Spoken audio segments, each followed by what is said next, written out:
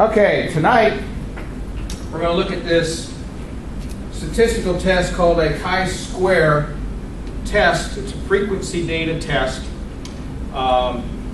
If you recall in chapter 8, we were looking at those hypothesis tests, and we were at one sample t-test and one sample z-test. So it was one sample compared to an established norm. In chapter 9, we looked at the chi-square test of variance, and we had used a chi-square test for a one sample to an established norm and an f-test when we had comparing two independent groups. Tonight we're looking at this thing called a chi-square test, and there's two of them we're going to look at. One's called the goodness of fit, and the other is a test of independence. They're both chi-square tests, so we're going to be using the chi-square distribution.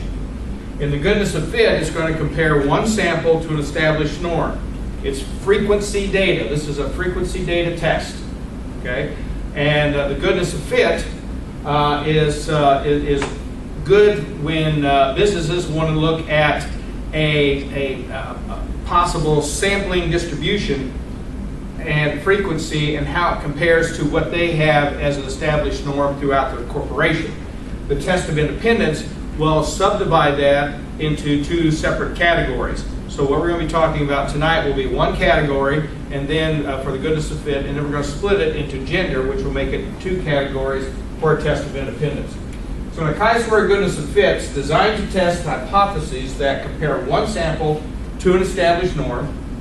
The test of independence is designed to test hypotheses that compare two mutually exclusive or independent samples. So if you recall from chapter 5 in probability, mutually exclusive means they're separate.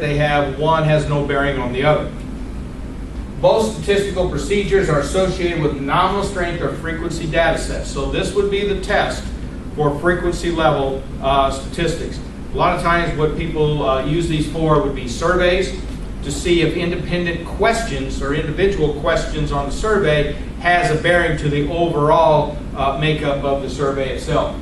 The chi-square goodness of fit is concerned with the degree to which a data set conforms or fits to an expected set of outcomes. So we're going to have what's called an observed, which is what we actually see, and expected, which is what is already there. So that's the basis of what a chi-square is all about. It's going to be the observed versus the expected.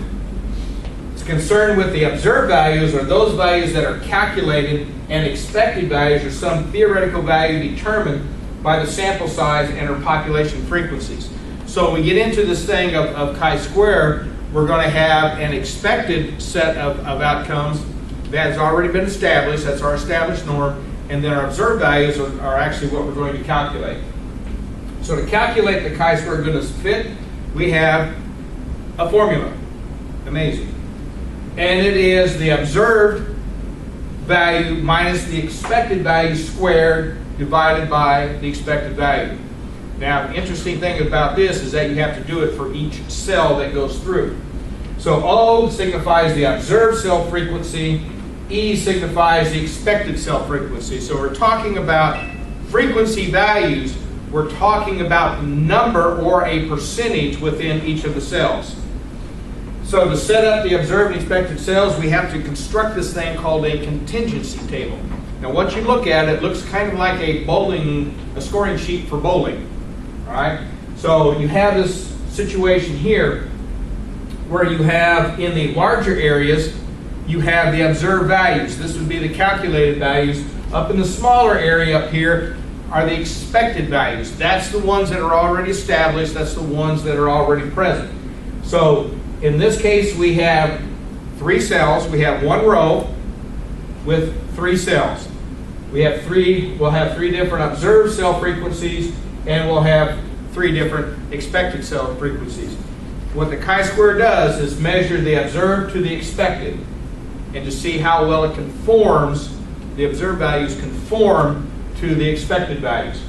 So the illustration is a three-cell contingency table that measures one variable.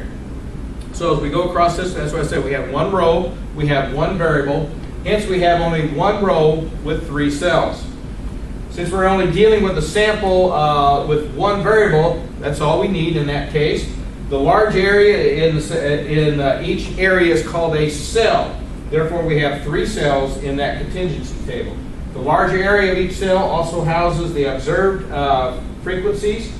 The smaller area in the upper right-hand corner of each cell houses the expected cell frequencies. So when you start thinking about what a chi-square is all about, you have to look at the following aspects on what happens if these things occur.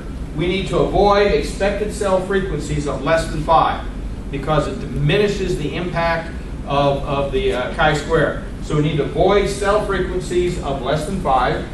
We need to avoid observed cell frequencies of less than 10. And the contingency table should contain at least 4 cells. So in this case, we only had 3, so we've at least violated that aspect of it. And there's a formula as we go through this. If any of those are violated, there are 3 options. You can either absorb the cells, creating a smaller contingency table. This happens quite a bit when you have a Likert type scale, when you have strongly disagree, disagree, no opinion, agree, and strongly agree. And what happens if you don't have enough on the outer ends, the strongly agrees or strongly disagrees, they will collapse those into one of agree, no opinion, and disagree.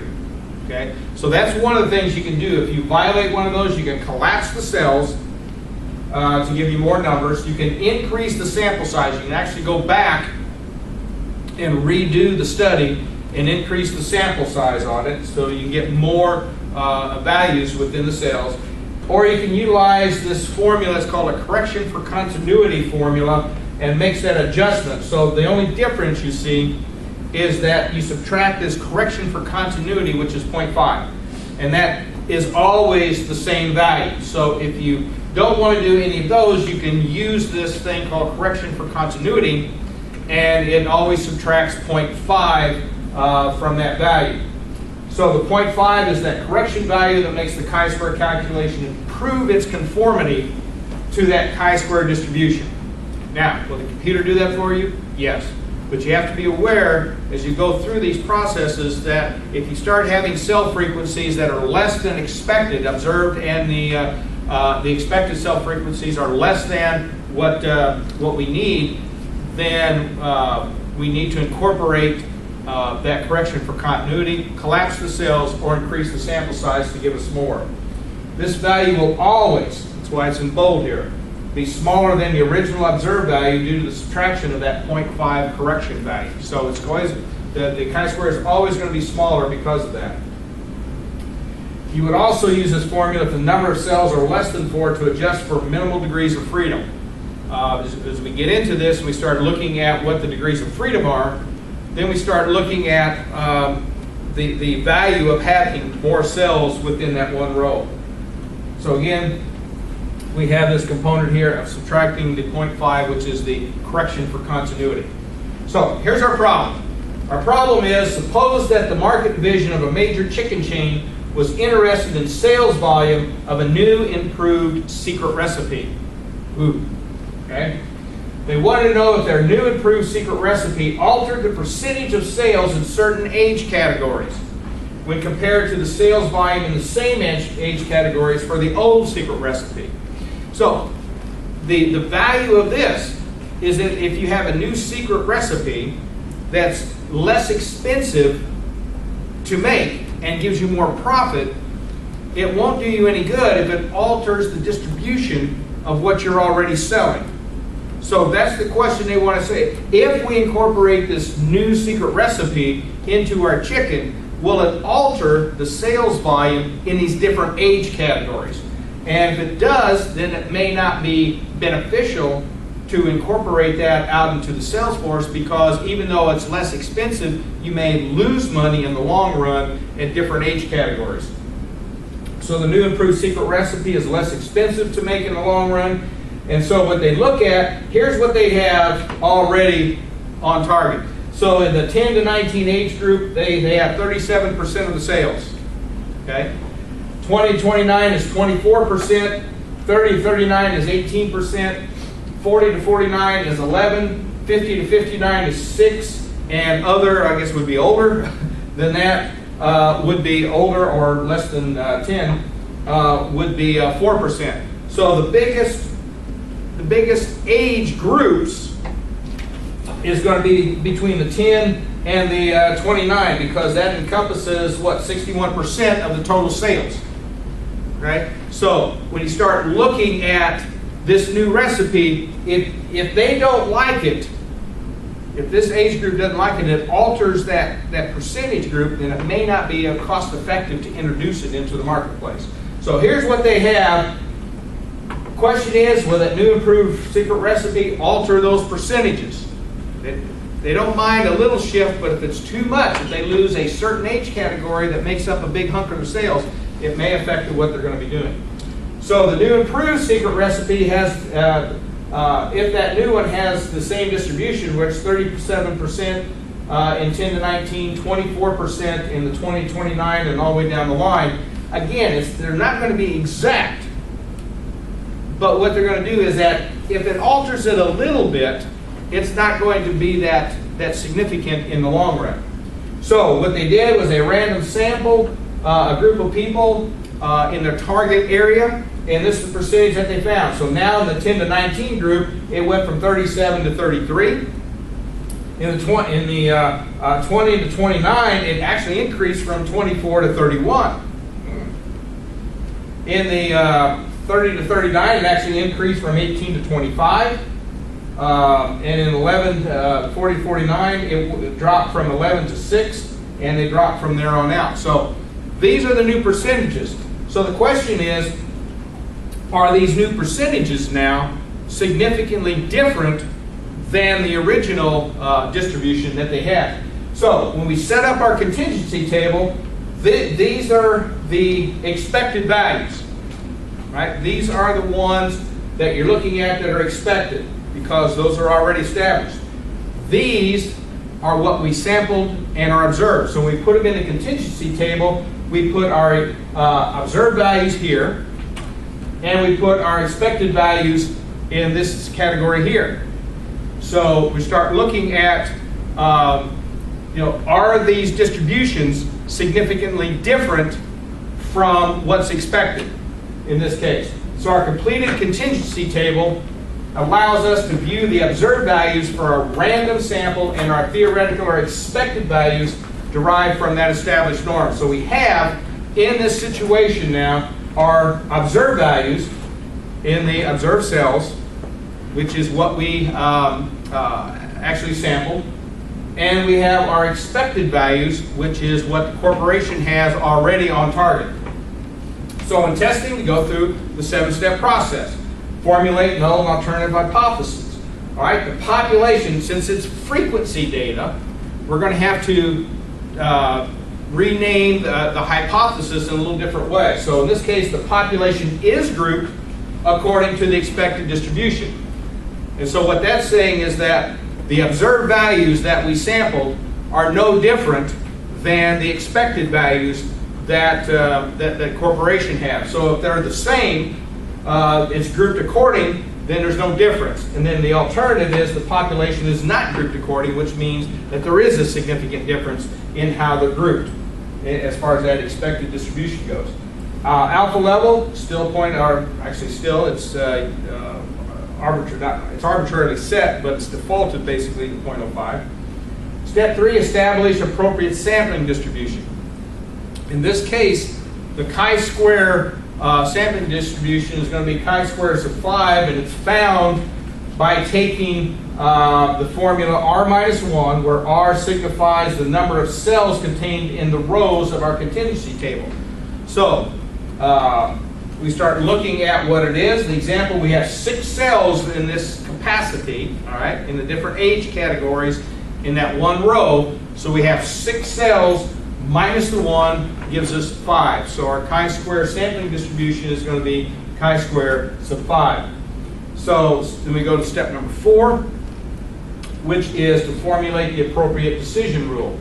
So in this, as we go to the chi-square table, we're going to need to look at 5 degrees of freedom at an alpha level of 0.05. when we look at it, we're going to find that our critical value is going to be 11.070. In these chi-square tests, we're only going to be concerned with the upper end of that distribution. So when we look at our chi-square table, we look at 0.05. We're going to find that in taking it across at 5 degrees of freedom and intersecting at 0.05, we're going to find our critical value to be 11.070. So step 4, we're going to reject the null hypothesis if the chi-square observed falls at or beyond the chi-square critical of 11.070. Otherwise, we're going to fail to reject. So nothing's changed in our sampling distribution. Nothing's changed in our step 4 decision rule. The only thing that's a little bit different here is that we don't use the absolute value signs because it's a chi-square, and so any squared value is going to be 0.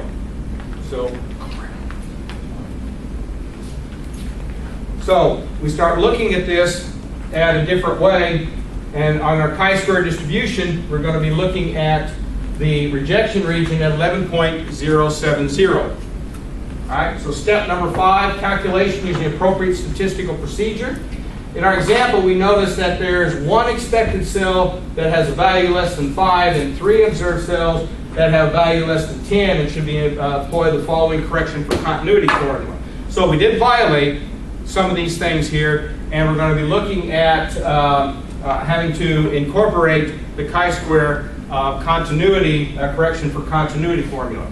So the Greek symbol sigma tells us that we must perform the main body of the formula for each cell and then sum each of the results to achieve the chi-square observed value, and our calculation would be as follows. So we have to do this for each cell. Each cell. That's why the computer is going to be a great an addition to all of this, because you have to do this for each cell. So you have to take the observed value minus the expected value minus the correction for the continuity, and then square that value divided by the expected.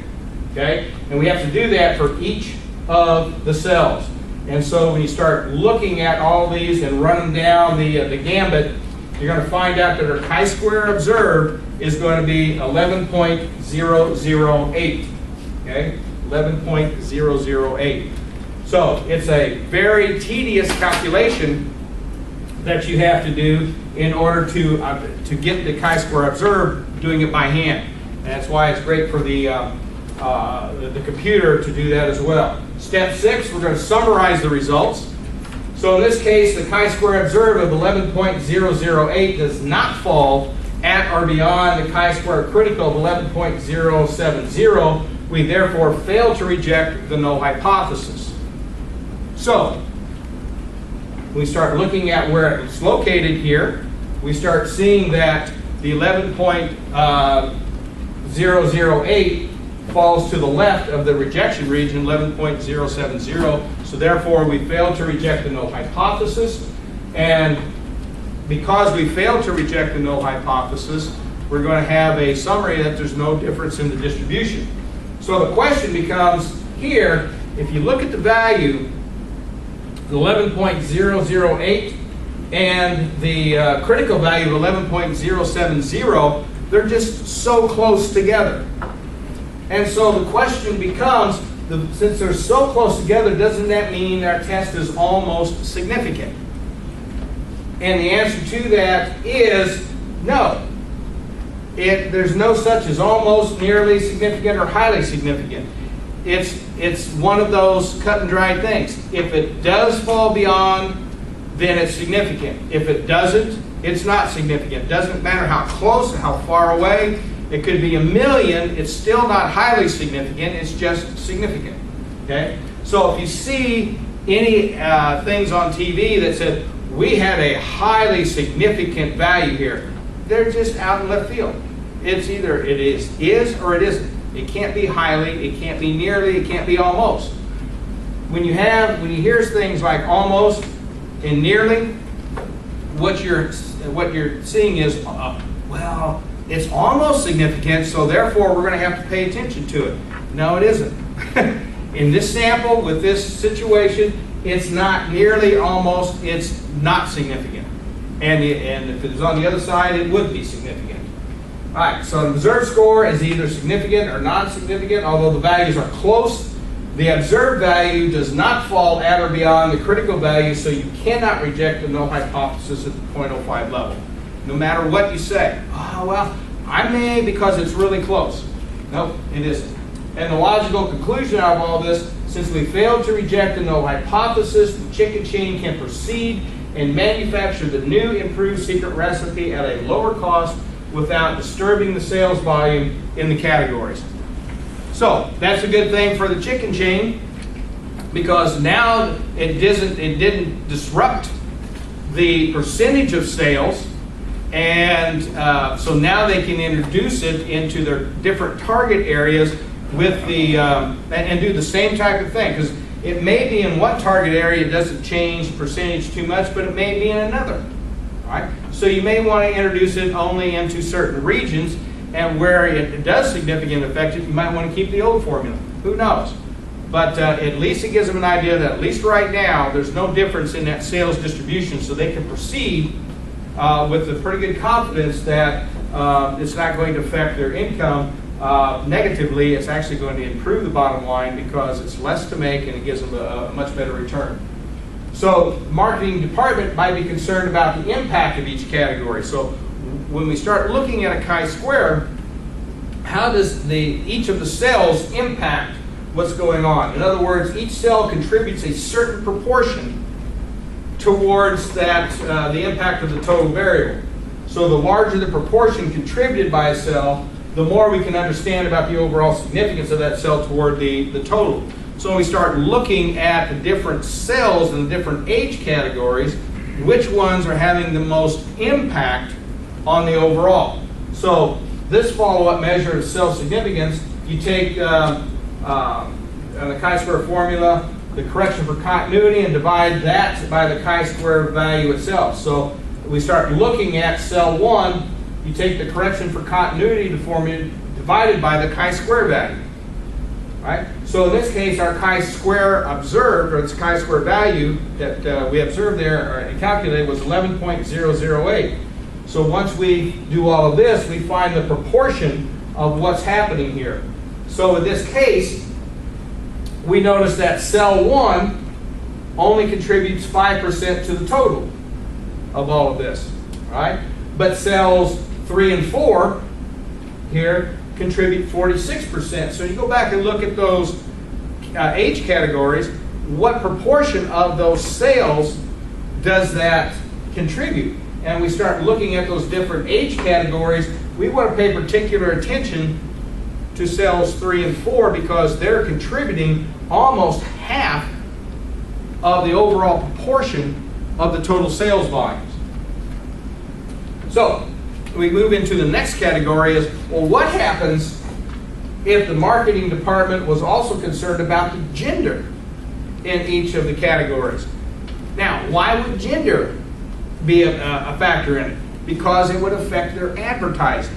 If females had more of a significant impact on the overall sales than males, then it would affect the type of advertising they're going to be doing, because the mothers will take their kids to the chicken place to eat, or the kids would take the mothers there.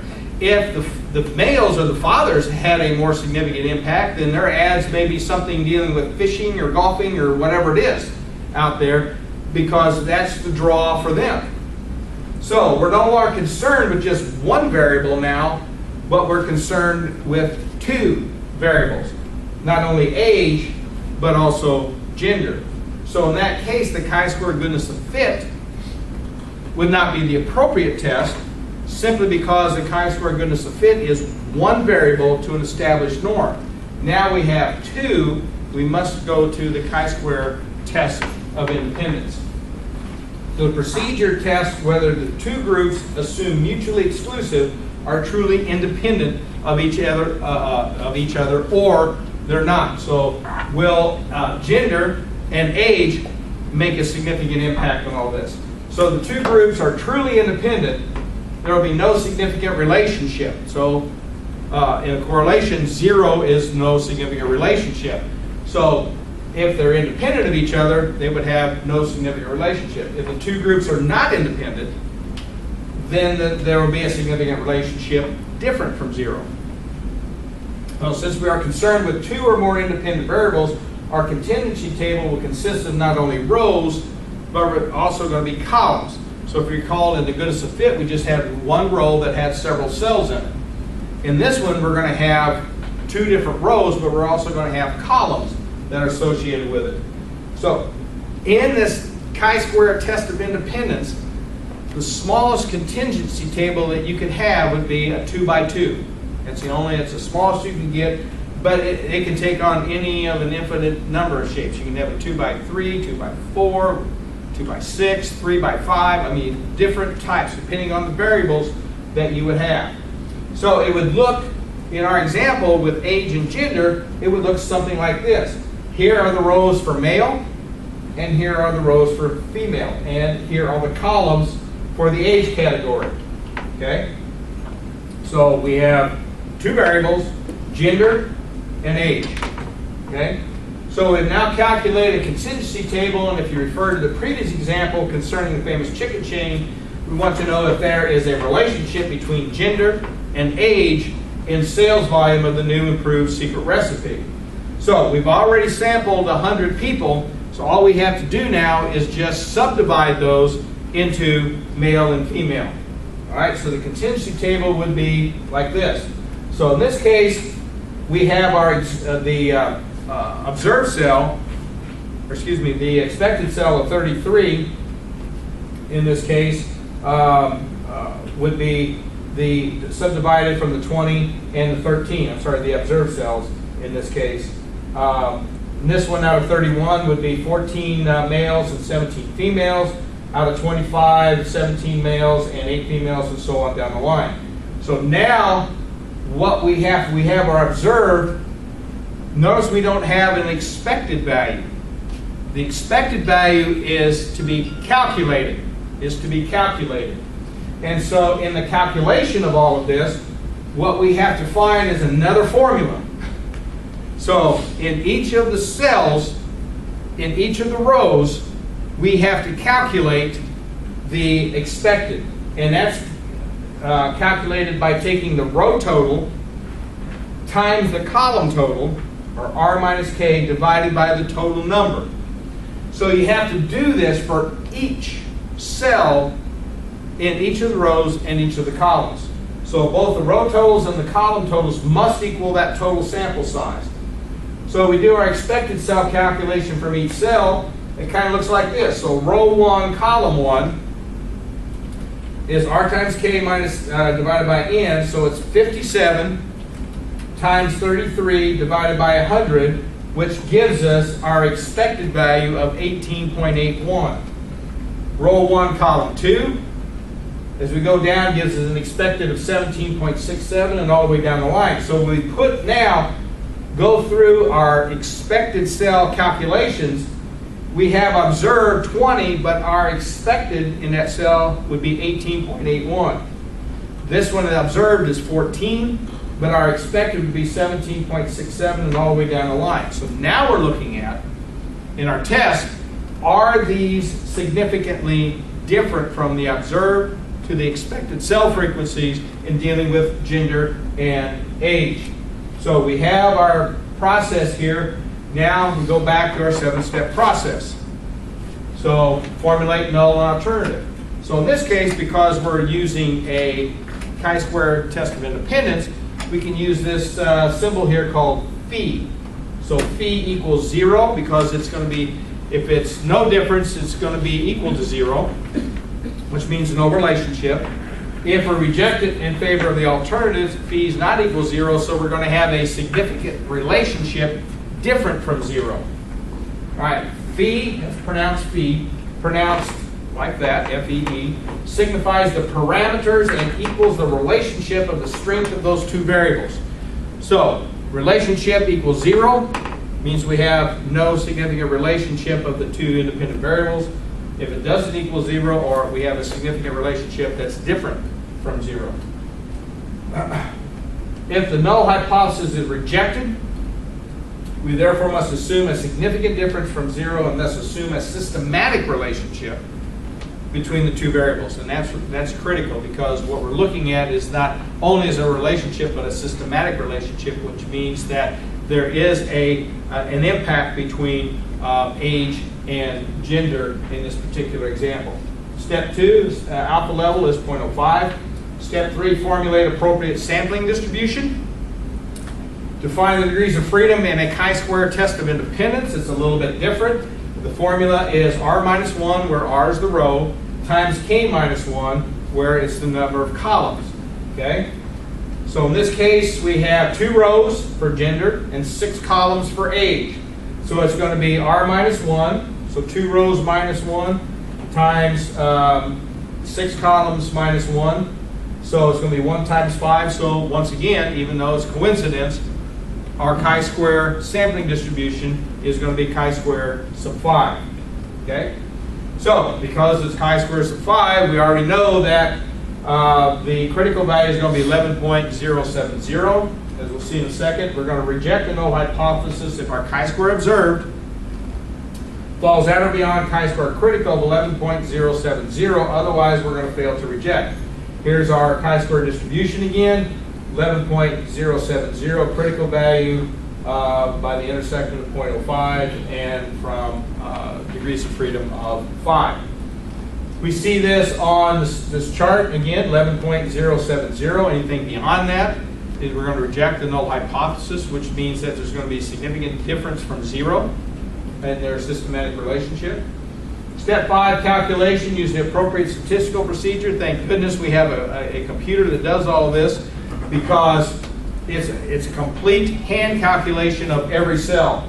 So we have to go through this whole process, because we do have violated some of these. We have some observed values that are less than 10 and expected values that are less than 5. So we must use the correction for continuity formula.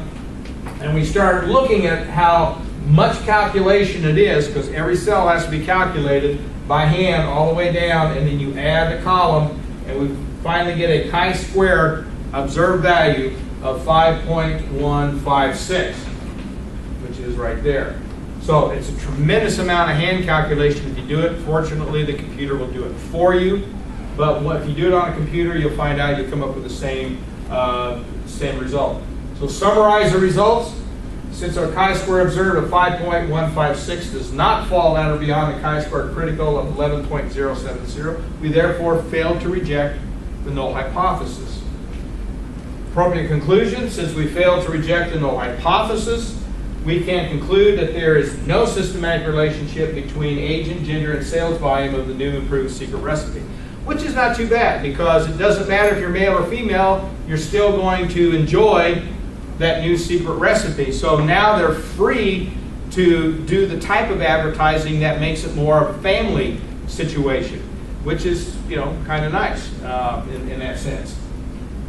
So, in the example, we concluded that there's no relationship between age and gender. But what's that strength of that relationship? Because what you're looking at now is that even though there wasn't a significant relationship, what is the overall impact to it? So to calculate that actual strength, we have another formula, believe it or not. In dealing with a contingency table that is 2 by anything, we would calculate a phi coefficient. Anything above that, we're going to use a Cramer's V. So in the phi coefficient, this is the formula that we would incorporate. N equals the total sample size there. So we have a chi-square value divided by the total sample size and the square root of that. And the Cramer's V is this formula here, which is pretty complex in its construction anyway. The example utilized a 2 by 6 contingency table, so we're going to calculate a phi coefficient. So our calculation is going to be the chi-square value divided by the total sample size and the square root. So when we get done, we have a phi coefficient of 0.2271. So what does that mean? It means that you translate that into 22.71%, and that's the relationship that can be explained between the two variables. In this case, since it's not significant, then that strength of that relationship is very small. 22% is not a very strong relationship, and you wouldn't expect one since you had a non-significant value. So in the summary of all of this, the chi-square goodness of fit tests how good a distribution of one variable fits some theoretical or expected outcome. So it's one sample compared to an established norm, as we did not only with the chi-square variance test and also the one sample Z and T. The chi-square test of independence is a systematic relationship between two mutually exclusive or independent groups. Both tests utilize data of nominal strength, so that's frequency or percentages, and are concerned with the upper end of the chi-square distribution. And the chi-squares are sensitive to large sample size because it becomes much easier to reject a null hypothesis. So if you really wanted a significant chi-square, you get a huge sample size. But that's not really the point of what the chi-square is all about. You want to get the appropriate sample size based on whatever distribution you're looking at. So in a nominal data sense, if you have one group and you have a dependent variable, you're going to use a chi-square goodness of fit. If you have two groups, you have independent groups, you're going to use the chi-square test of independence. But if you have a dependent group, you're going to use this test called the McNemar test. Very uncommon test to use. Most of them use the chi-square test are going to be associated not with the chi-square test of independence or the goodness of fit. Those are two of the more popular ones there. So in this essence, what we've looked at are frequency level tests that can be utilized to help determine whether a sample corresponds with the distribution of an established distribution, or if you have independent groups that you divide into gender or some other category there, are those relationships mutually exclusive or are they not? And if they're not, you look at that strength of that relationship, and what you would find would be that strength of that relationship would be very small. If you have a significant chi-square test of independence result, then that strength of relationship would be much more profound.